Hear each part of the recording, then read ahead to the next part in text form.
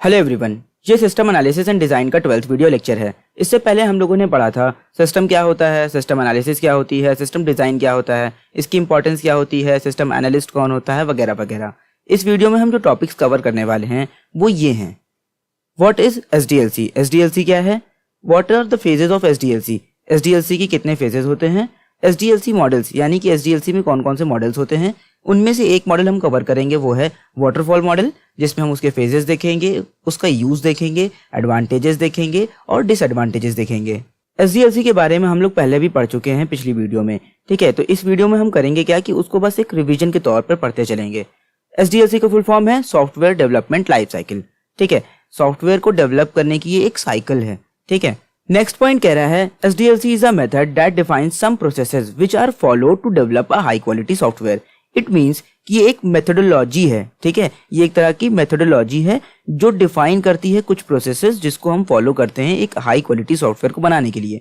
Methodology मतलब होता है मेथड्स का कलेक्शन, ठीक है। हमने कहा आपको सॉफ्टवेयर बनाना है, ठीक है, तो उसके लिए आप कुछ मेथड्स को फॉलो करोगे जिसकी हेल्प से आप अच्छे सॉफ्टवेयर को डिलीवर कर पाओ, ठीक है। तो वो जो मेथड का जो कलेक्शन होता है उसी को मेथोडोलॉजी कहते हैं, ठीक है। अब हर एक मेथड में कुछ प्रोसेसेस होते हैं जो आप फॉलो करते हो एक अच्छे सॉफ्टवेयर को डेवलप करने के लिए, ठीक है। तो इन शॉर्ट एसडीएलसी क्या है? एक मेथड्स का कलेक्शन है जो हम फॉलो करते हैं एक अच्छे सॉफ्टवेयर को डेवलप करने के लिए। नेक्स्ट पॉइंट कह रहा है it is followed for a software project within a software developing organization. तो हर एक सॉफ्टवेयर डेवलपमेंट ऑर्गेनाइजेशन इसको फॉलो करती है एक अच्छे सॉफ्टवेयर को डेवलप करने के लिए। नेक्स्ट पॉइंट कह रहा है it covers the detail plan for building, deploying and maintaining the software. यानी कि एसडीएलसी हमारा सब कुछ कवर कर लेता है, एक पूरा डिटेल प्लान होता है कि किस तरीके सॉफ्टवेयर को बनाना है, उसको डिप्लॉय कैसे करना है यूजर तक, उसको मेंटेन कैसे करना है। तो ये सारी चीजें हम एसडीएलसी में कवर करते हैं एकदम डिटेल में। तो ये हो गया एसडीएलसी का रिवीजन। अब हम बात कर लेते हैं फेजेस ऑफ एसडीएलसी कि ऐसे कौन से मेथड्स होते हैं जिन्हें हमें फॉलो करना होता है, ठीक है। तो पहला फेज होता है रिक्वायरमेंट एनालिसिस, ठीक है। सबसे पहले हम रिक्वायरमेंट गैदर करते हैं यूजर की या कस्टमर की कि आपको बनवाना क्या है, ठीक है। आप उसमें क्या क्या फीचर चाहते हो अपने सॉफ्टवेयर में जो भी आप डेवलप कराना चाहते हो, उसके अलावा किस टेक्नोलॉजी पे आप बनवाना चाहते हो इन केस अगर आपकी डिमांड है तो, कि कोई स्पेसिफिक टेक्नोलॉजी पे आप चाहते हैं सॉफ्टवेयर, तो यूजर किस तरह का सॉफ्टवेयर चाहता है, उसकी सारी रिक्वायरमेंट, सब कुछ, टाइम, कॉस्ट, सब कुछ डिस्कस किया जाता है, ठीक है। उसके बाद फिजिबिलिटी स्टडी होती है, फेज 2 फिजिबिलिटी स्टडी, कि क्या जो यूजर मांग रहा है क्या हम उसको प्रोवाइड कर सकते हैं, ठीक है। कि उसकी जो भी रिक्वायरमेंट है सॉफ्टवेयर में ये होना चाहिए, वो होना चाहिए, क्या वो सब कुछ हम फुलफिल कर सकते हैं उस कॉस्ट पर, जो भी उसकी बजट है, जो भी उसका बजट है उसके हिसाब से, उस टाइम पीरियड के हिसाब से क्या हम उसको प्रोवाइड कर पाएंगे। अगर हम प्रोवाइड कर पाएंगे तो हाँ, फिजिबिलिटी स्टडी हमारी मजबूत हो जाती है, मतलब हम फिजिबल हैं, उस चीज को करने के लायक हैं, ठीक है। इन केस नहीं कर पाते हैं तो हो सकता है कि हम सॉफ्टवेयर को रिजेक्ट भी कर सकते हैं, ठीक है, कि हम इतने टाइम के अंदर नहीं दे पाएंगे या इतने बजट के अंदर नहीं दे पाएंगे, ठीक।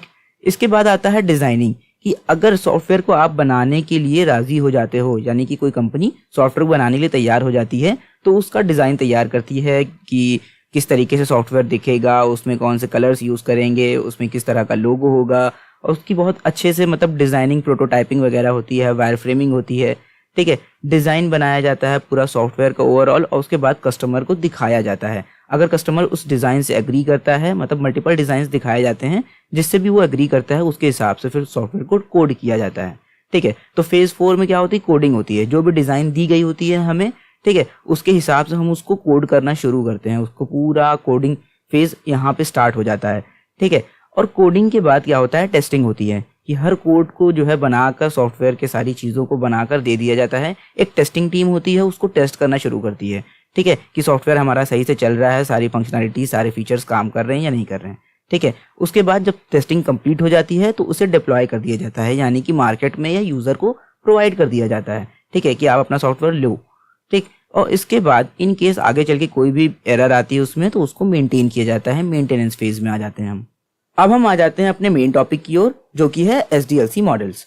Using the concept of basic SDLC, some models were created to ensure success in the process of software development.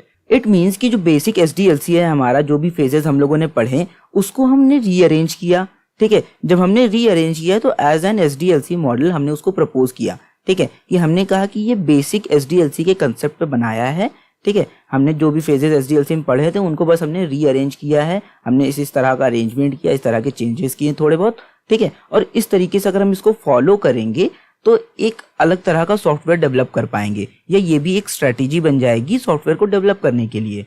ठीक है, तो इसी को हम SDLC मॉडल्स कहते हैं। ठीक है, जो बेसिक SDLC का जो भी फेजेस थे, जो भी कंसेप्ट था, हम लोगों ने जो भी पहले पढ़ा, हमने बस उसको रीअरेंज करके दिखा दिया। नेक्स्ट पॉइंट कह रहा है every developed software is different and it requires a suitable SDLC approach to be followed based on internal and external factors. देखिए, हर डेवलप सॉफ्टवेयर अलग होता है। अब अलग अलग तरह के सॉफ्टवेयर को डेवलप करने के लिए अलग अलग SDLC के अप्रोचेस को फॉलो किया जाता है। ये नहीं कि जो बेस है हमारा SDLC का उसी को फॉलो करेंगे हम तो हर बार एक अच्छे सॉफ्टवेयर को डिलीवर कर पाएंगे। ठीक है, तो हर सॉफ्टवेयर को डिलीवर करने के लिए आपको अलग अलग अप्रोच को फॉलो करना पड़ता है, आपको अलग अलग टेक्निक फॉलो करनी पड़ती है। तो वो टेक्निक्स क्या है? SDLC मॉडल्स है हमारे। अब कई बार ऐसा होता है कि यूजर की रिक्वायरमेंट या कॉस्ट या उसके अलावा ड्यूरेशन की वजह से भी हम किसी तरह के SDLC मॉडल को फॉलो ना कर पाएं। ठीक है, वो सॉफ्टवेयर बनेगा इस SDLC मॉडल पर, लेकिन हम उसको फॉलो नहीं कर पा रहे हैं क्योंकि कुछ रीजंस हैं, कुछ फैक्टर्स हैं। ठीक है, तो वो जो इंटरनल एक्सटर्नल फैक्टर्स हैं वो बेसिकली यही सब होते हैं। ठीक है, टाइम, कॉस्ट या फिर बजट। अब हम बात करेंगे कुछ इंपॉर्टेंट और पॉपुलर SDLC मॉडल्स की, जो कि है waterfall model, iterative model, spiral model, prototype model, V model, big bang model. इस वीडियो में हम पढ़ने वाले हैं वाटरफॉल मॉडल के बारे में। The waterfall model was the first SDLC model to be introduced. ये पहला SDLC का मॉडल था जो कि इंट्रोड्यूस किया गया था। नेक्स्ट पॉइंट कह रहा है it is based on basic concept of SDLC, यानी कि जो बेसिक कंसेप्ट था हमारा SDLC का कि किस तरीके से फेजेस उसके सारे अरेंज थे, बिल्कुल उसी ऑर्डर में वाटरफॉल मॉडल में भी फेजेस अरेंज रहते हैं। ठीक है, सारा ऑर्डर सेम रहता है, जैसा बेसिक SDLC में रहता है वैसा ही एकदम। ठीक है, नेक्स्ट पॉइंट कह रहा है in waterfall model each phase must be completed before the next phase can begin and there is no overlapping in the phases. यानी कि वाटरफॉल मॉडल को जो हम फॉलो करते हैं तो होता ये है कि हमें हर एक फेज को कंप्लीट करना होगा अगर हमें नेक्स्ट फेज में जाना है तो। ठीक है, तो नेक्स्ट फेज में जाने के लिए प्रीवियस फेज को हमें कंप्लीट करना होगा और किसी भी दो फेजेस को एक साथ हम फॉलो नहीं कर सकते। ठीक है, जिस टाइम डिजाइनिंग हो रही है तो उस टाइम हम कोडिंग नहीं कर सकते, ओवरलैप नहीं कर सकते, इसका मतलब है। ठीक है, अब हम बात करते हैं फेजेस ऑफ वाटरफॉल मॉडल की। ठीक है, कि इसके क्या फेजेस होते हैं। तो देखिए, बिल्कुल जिस तरीके से हमारा बेसिक SDLC का फेजेस जिस ऑर्डर में अरेंज थे, बिल्कुल उसी ऑर्डर में हमारे वाटरफॉल मॉडल के फेजेस अरेंज होते हैं। इनमें हर एक फेज की मीनिंग सेम होती है जो SDLC में होती है। रिक्वायरमेंट एनालिसिस में आप जो है रिक्वायरमेंट गैदर करते हो, फिजिबिलिटी स्टडी में हम फिजिबल हैं या नहीं, यानी कि कॉस्ट बेनिफिट एनालिसिस होती है, डिजाइनिंग करते हैं, फिर कोडिंग करते हैं, टेस्टिंग करते हैं, डिप्लॉयमेंट करते हैं और मेंटेनेंस देखी जाती है। देखिए, ये बिल्कुल एक झरने के तरीके है। ठीक है, यानी कि एक बार आपने छलांग मार दी, ठीक है, तो आप जब तक नीचे नहीं आ जाओगे एकदम, तब तक आप बीच में कहीं रुक नहीं सकते या वापस ऊपर नहीं जा सकते। ठीक है, तो वाटरफॉल का मतलब यही है कि रिक्वायरमेंट आपने एक बार गैदर कर ली, आप फिजिबिलिटी स्टडी में आ गए तो आप वापस रिक्वायरमेंट को चेंज नहीं कर सकते। ठीक है, इसमें रिक्वायरमेंट एकदम ठोस होती है। डिजाइनिंग कंप्लीट कर लिया आपने, डिजाइन तैयार हो गई एकदम, ठीक है, डिजाइन फाइनल भी हो गई, तो आप कोडिंग के वक्त डिजाइन में वापस नहीं जा सकते। ठीक है, कि डिजाइन लाओ चेंज कर दें, नहीं, ये नहीं होता है। ठीक है, कोडिंग टेस्टिंग हो गई, डिप्लॉयमेंट हो गया, तो पता चला कि नहीं काम करते हैं, कुछ नई फीचर्स डाल देते हैं, ठीक है, कोडिंग की हेल्प से, तो आप ऐसा नहीं कर सकते। ठीक है, क्योंकि आपने उसे डिप्लॉय कर दिया है, यूजर के लिए अवेलेबल कर दिया है या कस्टमर को दे दिया है। ठीक है, तो ये चीजें होती है। वाटरफॉल का मतलब यही होता है ना कि झरना, एक बार आप छलांग मार दिए तो जब तक एकदम नीचे नहीं आ जाएंगे तो बीच में आप कहीं रुक नहीं सकते। ठीक है, अगर आप एक चीज गौर करें तो ये बेसिक SDLC मॉडल की तरह दिख रहा है। इसमें सेकंड पॉइंट में हम लोगों ने यही चीज पढ़ी थी। ठीक है, आगे आने वाले जो मॉडल्स हम पढ़ेंगे उसमें बहुत सारे डिफरेंसेस भी देखेंगे। अब हम बात करते हैं नेक्स्ट पॉइंट की। The waterfall model illustrate the software development process in a linear sequential flow. It means that every phase in the development process begins only if the previous phase has been completed. यानी कि ये जो waterfall model है हमारा, ठीक है, ये software development process को एक लीनियर सीक्वेंशियल फ्लो में दिखाता है। लीनियर मतलब होता है एक सीधी लाइन में, सीक्वेंस मतलब एक के बाद एक, जस्ट एक प्रॉपर ऑर्डर में अरेंज होना, फ्लो मतलब बहना। ठीक है, तो इसमें जो भी फेजेस होते हैं या डेवलपमेंट प्रोसेस होता है हमारा, देखिए एक प्रॉपर ऑर्डर में बह रहा है। ठीक है, एक सीक्वेंस में लगा हुआ है, सब कुछ एक लाइन में फॉलो किया जाता है टॉप टू बॉटम। और एक चीज और कि हर एक फेज को कंप्लीट करने के बाद ही आप किसी दूसरे फेज में जा सकते हो। यानी कि हर नया फेज तब शुरू होता है जब इससे पहले का फेज आपने कंप्लीट कर लिया। फिजिबिलिटी स्टडी तभी शुरू कर पाओगे जब आपने रिक्वायरमेंट सारी गैदर कर ली, और एक बार रिक्वायरमेंट गैदर कर ली तो आप रिक्वायरमेंट को चेंज नहीं कर सकते हो। नेक्स्ट पॉइंट कह रहा है it is also known as linear sequential life cycle model. इसे linear sequential life cycle model भी कहा जाता है। Next, In this SDLC model, the outcome of one phase act as the input for the next phase sequentially. ठीक है, इसमें होता ये है कि पहले फेज का जो आपका आउटपुट आएगा वो असल में होता ये है कि वो दूसरे फेज के लिए इनपुट होता है, यानी कि रिक्वायरमेंट क्या होती है हमारी, ठीक है, फिजिबिलिटी स्टडी के लिए एज अ इनपुट होगी, तो फिजिबिलिटी स्टडी क्या होगा, डिजाइन के लिए एज अ इनपुट ट्रीट किया जाएगा। ठीक है, हर एक फेज का आउटकम या आउटपुट दूसरे अगले फेज के लिए इनपुट की तरीके ट्रीट किया जाता है। अब नेक्स्ट हम बात करते हैं when to use waterfall model, यानी कि इसको कब यूज करें।